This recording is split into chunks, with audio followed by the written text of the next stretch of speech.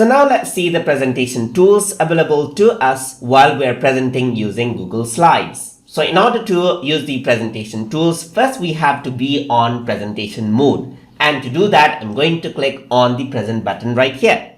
Once I do that, you can see that on the bottom left hand side, you have the presentation navigation option, you have the slide option, Q&A, notes, and everything else. If I were to go over here on to previous, then it goes back. If I were to go over here onto the right one, then what happens is that it goes to the front. You can play or pause your presentation. If, let's say, for example, you're having an automatic presentation right there, you have an option to play or pause it out as well. You can go back and you can go around and then forward this out as well.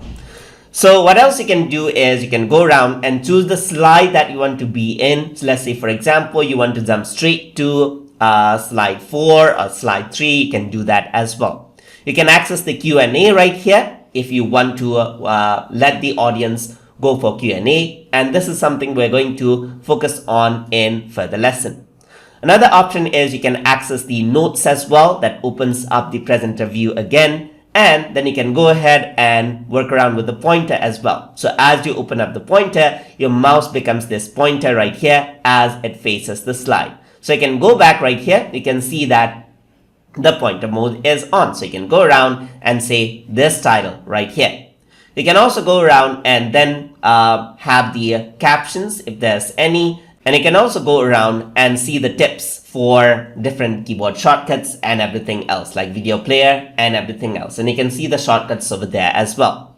You can go over here and make it full screen right here, or you can go into option. You can open up speaker notes right here, and you can go to options right here. You can auto advance every 2 seconds or everything else, as you can see. And you have other options, like you have an option to print it, you have an option to download as PDF, and so forth. So all of these options are provided to you through this presentation toolbar right here.